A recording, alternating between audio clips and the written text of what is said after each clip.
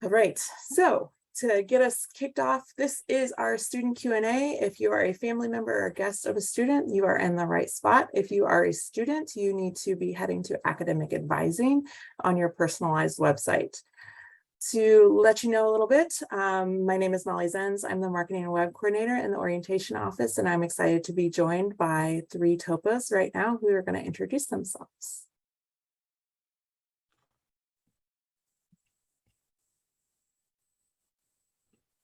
I can go first. I'm Dave Figueroa. I'm a senior accounting major from Harrisburg, Virginia, and then I transferred here from Blue Ridge Community College.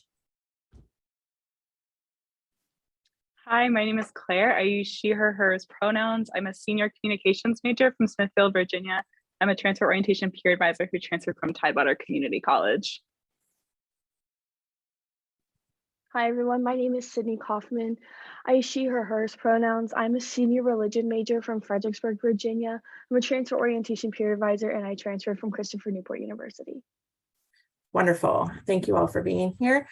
As you can see, you can add some questions into the Q&A box at the bottom of your screen. If you have questions for our TOPAs, you can go ahead and do that.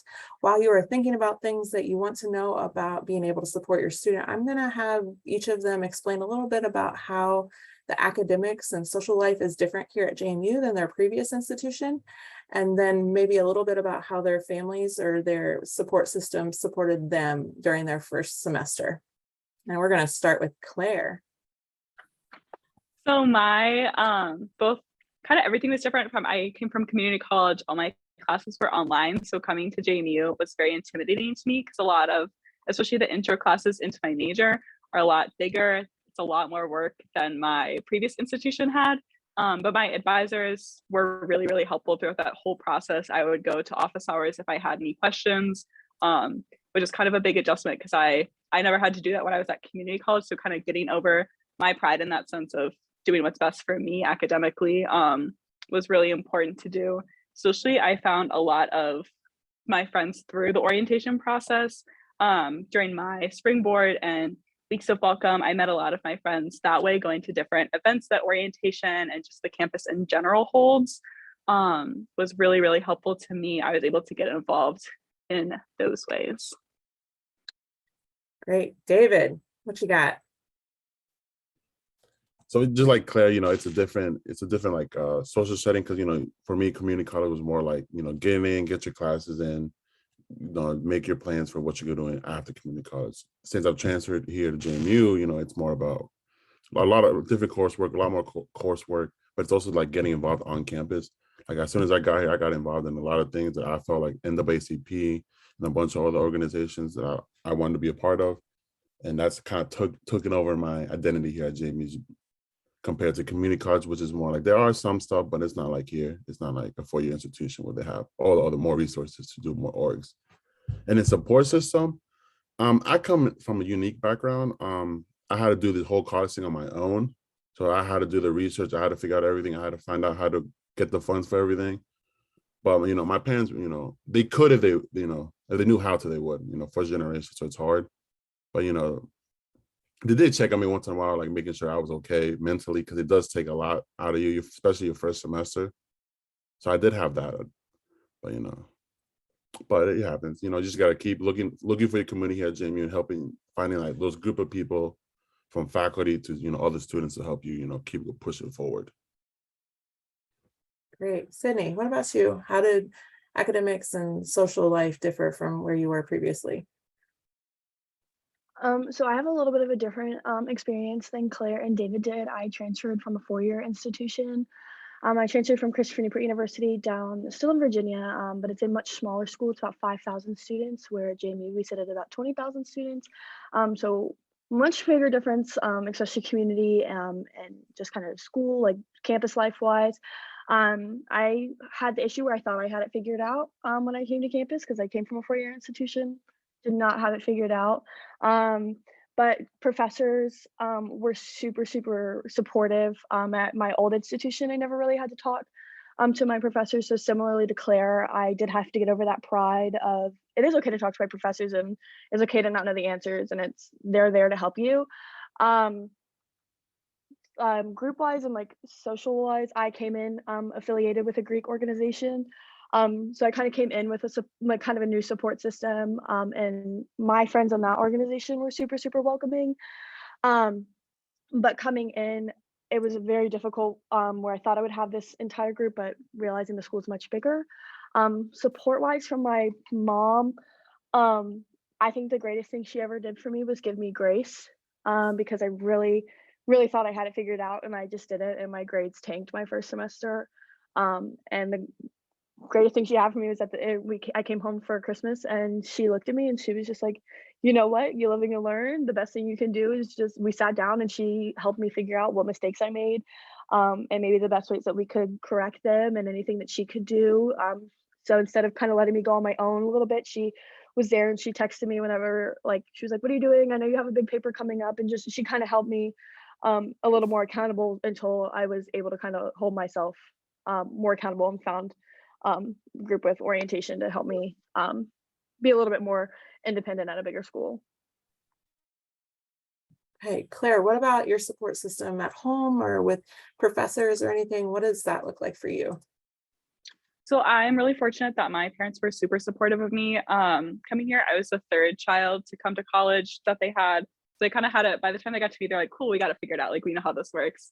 But I really struggled the first couple weeks that I was here with being homesick, just because I hadn't been away from home really before. So I was calling my parents every single day being like, hi, this is what I did. And my mom was like, that's cool. Like, make sure you're hanging out with people though. Like, make sure you're like telling your friends all this, like going out with like hanging out with people and finding your own support system there. So my parents were very supportive of me being homesick, and they were like, yeah, that's fine, but they're also very encouraging to go get involved, because once you start getting involved and encouraging your student that way, they're gonna be more involved, they'll be more distracted, they won't be focusing on, oh, I wish I was at home, and oh, my family doing these things, I wish I was doing fun things. You kind of encouraging them to be involved and find stuff on campus that they can get support from, finding their friends, encouraging that, asking about their friends, finding resources. My dad would always find resources of like, oh, they have this event, like, have you heard about going to that? And just kind of pointing out things and kind of helping me if I was too nervous to put myself out there, encouraging me that way to put myself out. Great, thank you all.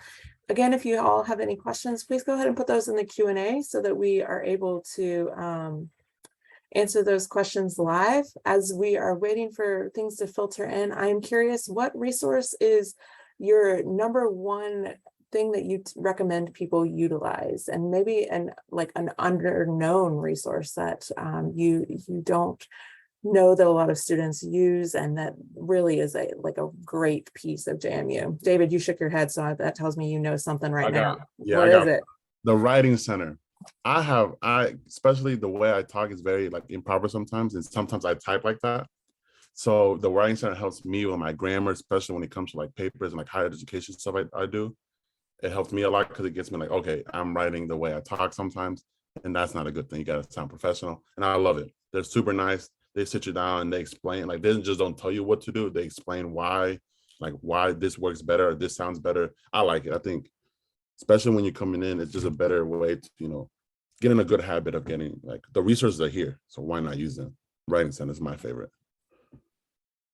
I was also going to say the Writing Center, but since David already picked it, I will definitely say the Career Center. My dad, again, would always be like, hey, have you gone to the Career Center yet? And ask me all the time. And I was like, I don't need to go. I already have a resume. I know how to look for jobs of my own. I actually found my internship this summer through the Career Center, and they really sat down with you. They were really excited to find out that I was a transfer student too. They thought that was so cool. It's a really welcoming environment. There's no like dumb questions you can ask.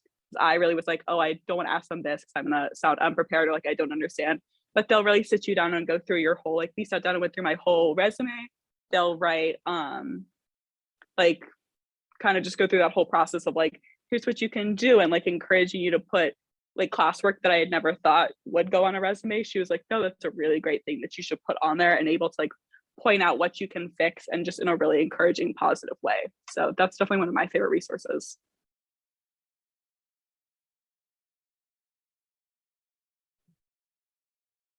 What you got, Sydney? You got to unmute.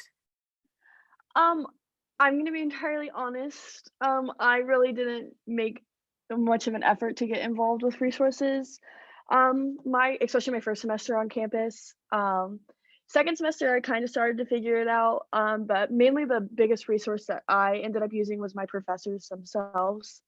Even though those might not technically be like campus resources, they still are on campus and a great resource to talk to. And especially like my professors would sit down with me. I had a meeting for 2 hours about a final paper this past semester, and it was a great resource. I mean, they know what they're talking about. They really want to see you succeed. They don't want to make it difficult for you. They really want you to learn and do well in their classes and get the information that they want you to get from. So that was really the biggest resource that I used.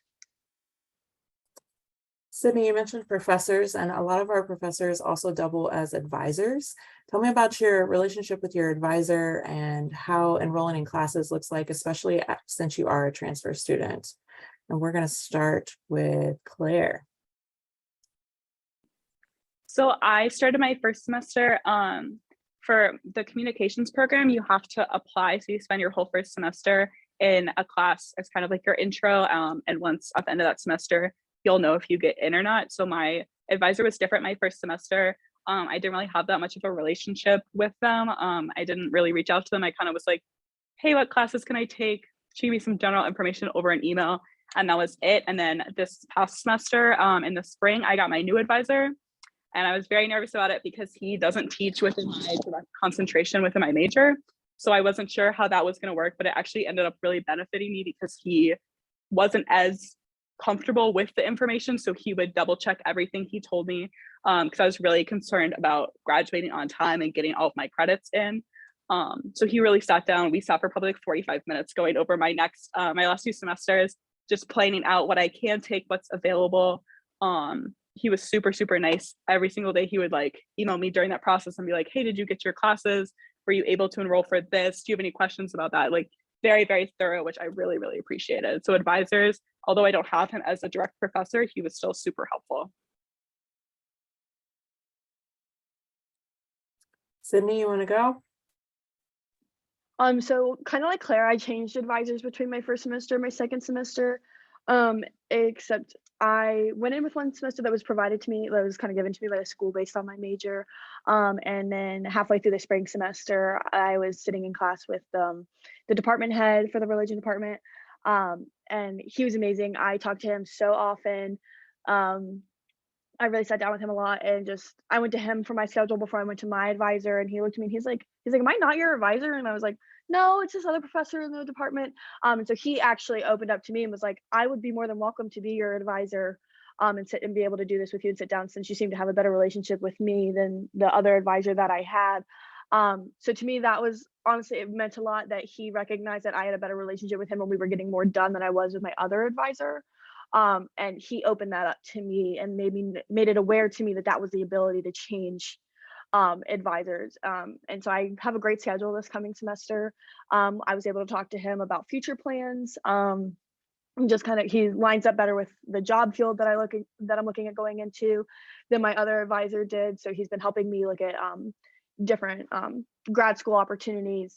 So it's been really helpful. I think that was a really great experience to have somebody be pretty open with you and understand that it's okay to change advisors and kind of put that out for me as an option.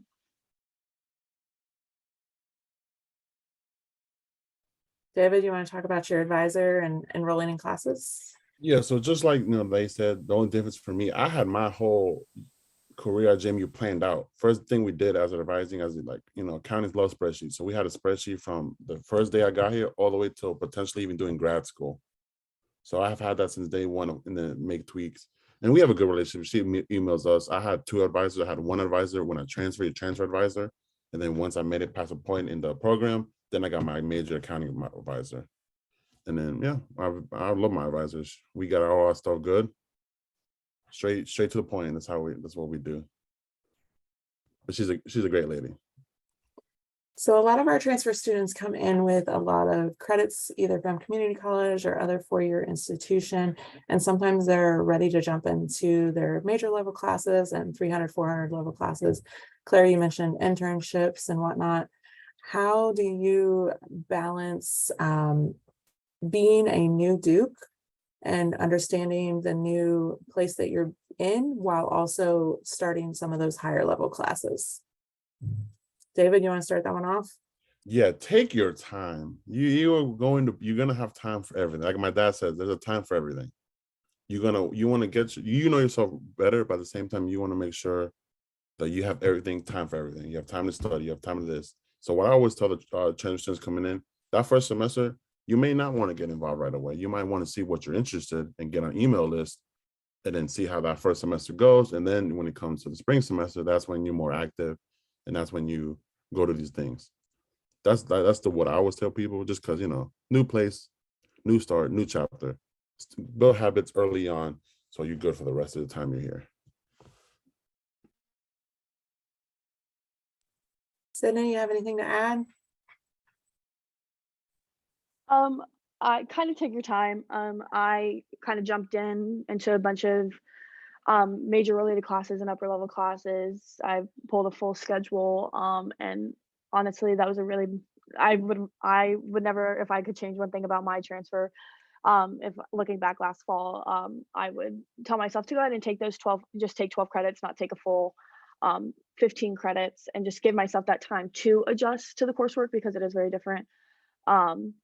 But again, just taking your time. You don't have to get involved and jump into everything right away, especially like major level classes. Take some fun things and just kind of adjust to this new environment.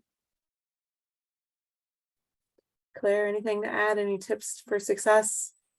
Mine is kind of similar of just, you don't have to do everything at once just because you kind of see, I made a lot of friends that had already been on campus for a while. And so I was seeing them already fully adjusted, and I was trying to kind of match their same level of what they could do while still trying to adjust myself.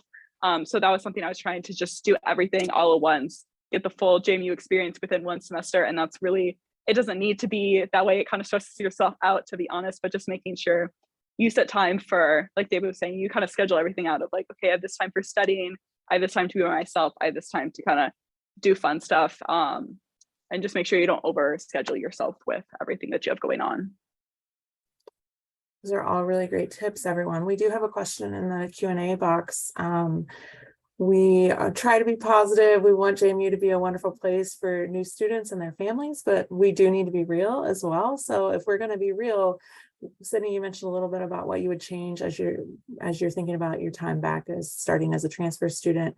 David, Claire, is there anything that you would change in your first year or first semester that you were here? Yeah, so one thing is that I would wish I knew was the multicultural spaces that are here on campus. I've noticed more and more that students don't know, either if you're a first year or a transfer, that they don't know until their junior or senior year. And of course we know JMU has an issue with being a PWI, a primarily white institution, just like any other college across the nation. And these spaces right here are not known because of different reasons. Kids just find students just find them out differently. School has worked on that, and all these organizations have worked on just being more out there and being more exposure. But other than that, that's my big thing. Like, I wish I knew about these spaces early on, not just for myself, but for other people. Claire, anything you would change about your first semester or first year? Mine would definitely be with my roommate situation. I went into JMU, I didn't really know a lot of people before coming here, and so I went with all random roommates when I lived off campus. Something I would definitely do is set up different boundaries and expectations we all have for each other before moving in, because it avoids a lot of conflict that I had to go through this whole past year, which just adds a lot of stress onto your students. So definitely I recommend having them kind of have conversations of what's your expectations for like levels of cleanliness in common spaces, noise levels, just all that fun stuff. It kind of avoids a lot of issues and conflicts. It just makes their living space a lot more pleasant if you set that up beforehand instead of when an issue comes up and then it turns into a bigger thing. Absolutely. You led into my next question. A lot of our transfer students do live off campus, and we have a great off-campus life department on campus that can help with utilities and roommate conflicts and roommate mediation. But where did you live on campus or off campus when you first started? And what did that relationship look like with roommates? And what are some tips for living with people that you may or may not know? Sydney, you want to start us off? Yeah, okay, so I moved into Copper Beach when I moved in. I moved in with my best friend from high school. It was good. I mean, we had a great relationship between that. Copper for me was just a little expensive, so I'll be moving into Fox Hill in about a month with some sorority sisters. And like Claire said, we those conversations have already started. Just being able to understand what your cleanliness levels are, but um, for me, living with somebody that I already knew um, was a great segue into living off campus and living in a new environment. David, what you got? So I've always lived off campus, and I like it because I like my own space. I like to have my own room to myself. And when it comes to roommates, I have been lucky, and I hope I continue to get this luck. I've had great roommates. I've had grad students every single time. And once you're in grad school, it's more like, I'm gonna go to class, I'm just gonna come home and relax. And that's what I need. I wanna come home, put my feet up, and just chill out for the day. So I've been grateful enough to have that experience, and so far I can continue that until I finish my career. Claire, do you think you got your roommate stuff under control for this coming year? I definitely hope so. So my roommate situation, it was a give and a take for this year. I met my absolute best friend on campus. She was one of my roommates, and my other two roommates, we did not get along as well. But it was fine. A good thing about off-campus roommates is that it's different from a dorm where you're not going to share your bedroom. So if you do have any kind of issues, you kind of have your own space that you can go back to. I think I've said this to my students before, you're on campus a lot of the time too. So even if you don't have a great situation in your dorm, or not dorm, in your off-campus apartment, you can also be on campus for a lot of time. There's a lot of great events that can keep you busy on campus if being back at your apartment isn't the most positive situation. But yeah, like I said, have those conversations early. So you all have mentioned a little bit of involvement that you're in and some things that you're interested in. How did you find those things? How did you get involved?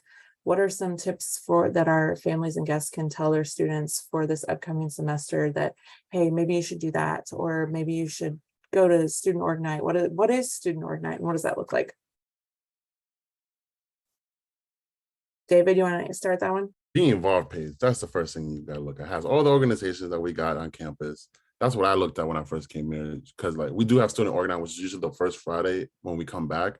But that's, you got everybody going out to that. So it's always tell students and like guests and family that look at the Be Involved page, so you get a little glimpse like, okay, I'm interested in the chess club. Is it gonna be there? And then once you have the idea, oh, they do have a chess club, let me look for it out, versus just going in kind of blind. And it's going to be a little overwhelming because it's every organization, or just about every organization, is going to be out there.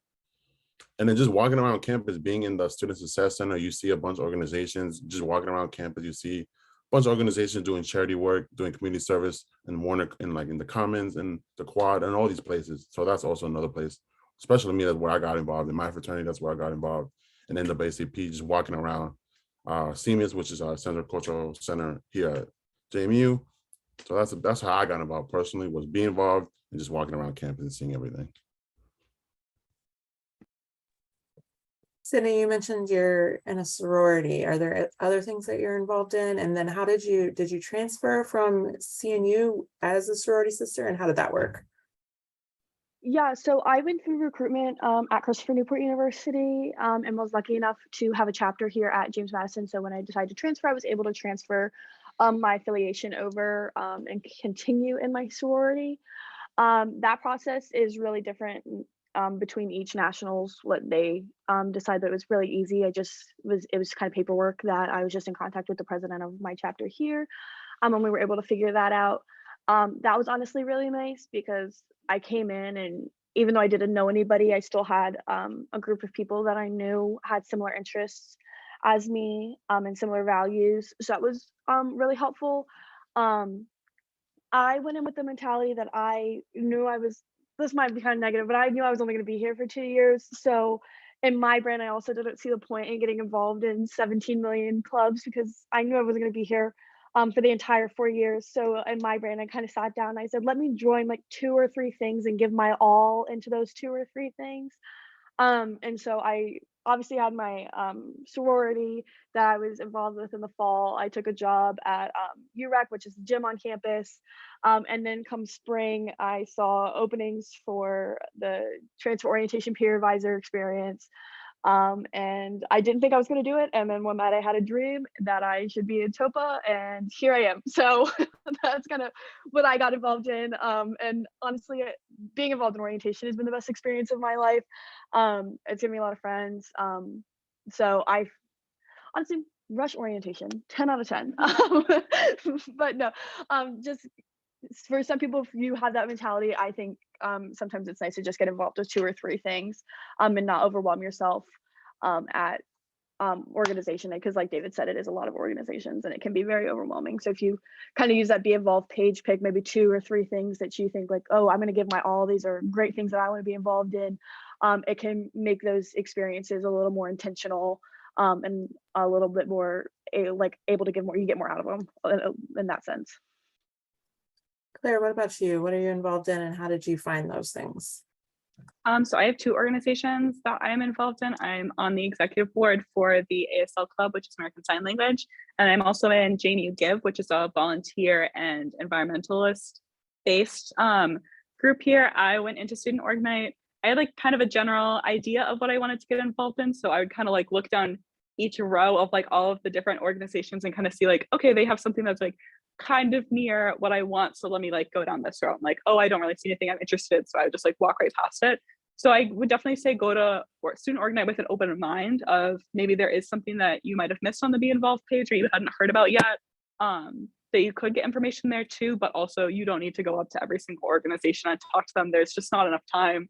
Like they were saying, it's very overwhelming to be there. So you kind of want to have general ideas of what you want, but I also wouldn't say you have to, like David said earlier, you don't have to stress yourself out with getting involved that first semester. I didn't join JMU Give until this past semester. And even still, whenever I could make meetings, make events, I would. But if I had other things come up, I wouldn't, stretch myself too thin by showing up to stuff when I really didn't have time to. So just be mindful of what your own schedule is going to look like, and being really realistic with yourself of what you can handle when you are finding organizations is also super important.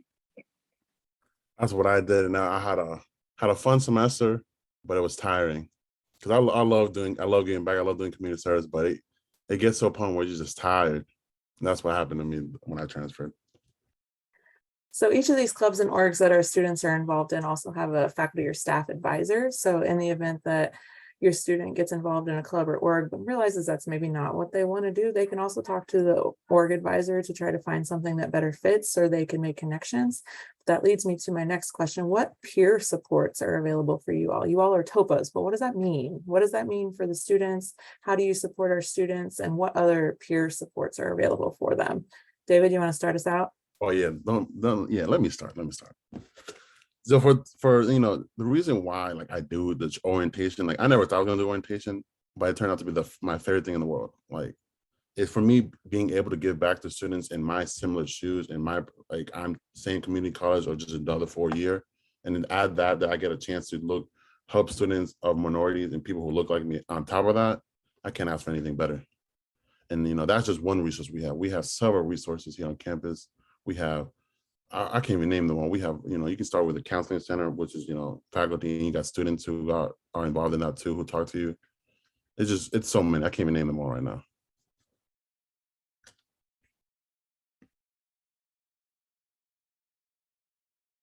If you're looking for other supports on campus and you're looking for connections, what are some other places that you could go check out, Sydney or Claire?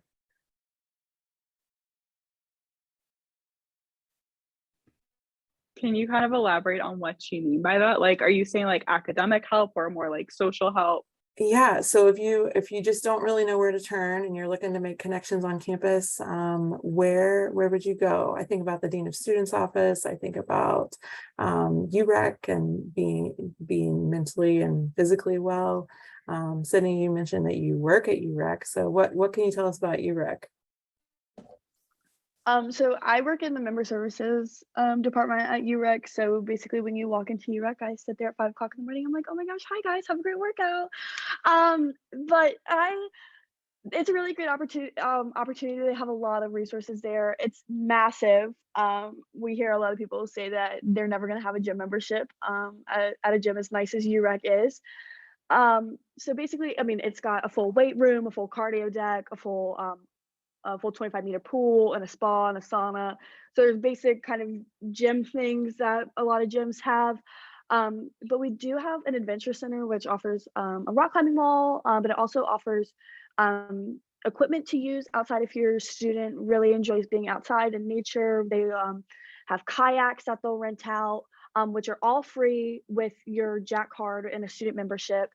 They have camping equipment such as tents, car racks, grilling equipment to like portable grills to grill outside if your student chooses to go hiking and wants to spend overnight wherever they're hiking or camping. So we have that as a resource. We also have athletic trainers on site in UREC. So if your student is working out and gets injured, they're more than welcome to take a stop in. If their knee is bugging them and they don't really know what's going on, they're more than welcome to stop into the trainer's office and kind of just get a preliminary, like, what do I do about this? Do I just ice it and rest it, or do I really need to see somebody about this? So it's kind of a good preliminary report, place to go to just kind of branch out from there.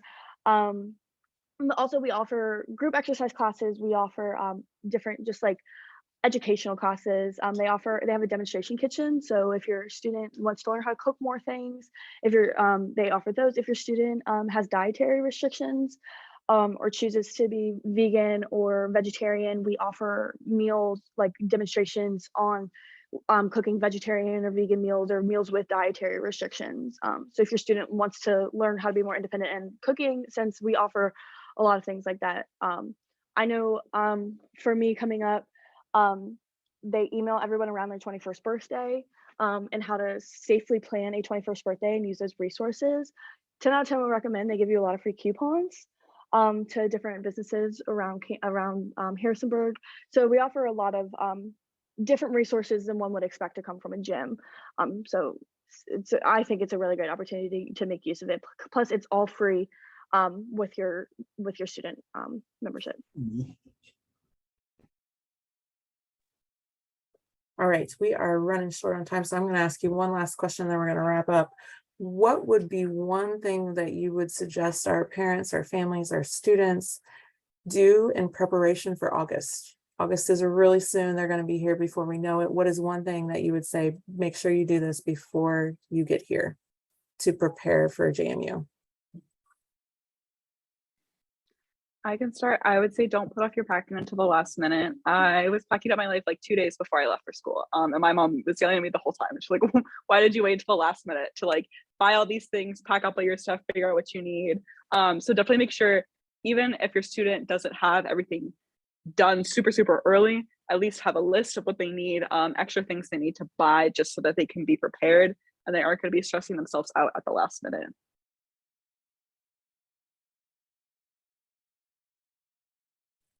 Good one. What else you got? Sydney, any tips you have for our new Dukes and their families? I think kind of the one thing I would recommend is to have a conversation with your student. Like Claire said with roommates, setting boundaries with your parents is also really important. I know maybe not necessarily on my transfer experience, but when I left for college the first time, my mom and I did not have that conversation and it led to a lot of arguments. So specifically if your student is leaving home for the first time, I know that can be really stressful for parents and students, and just setting those boundaries, because your parents kind of want to be like, oh, I want to make sure my kid's doing really, really well, but sometimes kids don't want that experience. So just have a conversation and kind of set those boundaries of what your student is looking for from you as a parent and what you're expecting from your student, and that relationship. It will save a lot of arguments down the road. All right, David, wrap it up. What do you got? All right, so I got two. One, relax, take a breath. There's so many people who have done it before you and many who will do it after you, so you're not alone. And second, use us. We're here. We do this for a reason. So please use us for any questions, concerns, or any comments. We're here for the students. We're here, make sure you use us. Those are the two things I would say the most.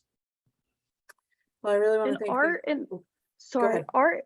I'm pretty sure our information is on the JMU orientation page. So if you have questions for one of us, or you find another TOPA on the page and their major matches your student, and you as a parent have a question for one of us, our emails are on the JMU orientation page. So you guys are more than welcome to email us, at least me, and we'll be more than willing to answer your questions. Please email us, please. We're not just for the students, we're for the parents too. I really appreciate the three of you coming on and answering some questions for us. We know that it can be difficult sometimes being a transfer student on this campus, and we really want to welcome our new Dukes with open arms. Thank you so much for coming today. We very much appreciate your experience and your knowledge, and passing that along to the future generation of transfer students. So to wrap up the session today, and my last session with orientation, we are going to head to preparing for the transition. It's going to start at 2:50. It's going to be talking a little bit about how to prepare for August, what that's going to look like, and how you can assist your student in being successful. Thank you so much, and enjoy the rest of your day. I'm gonna cry. No crying. Thank you. Bye. Bye.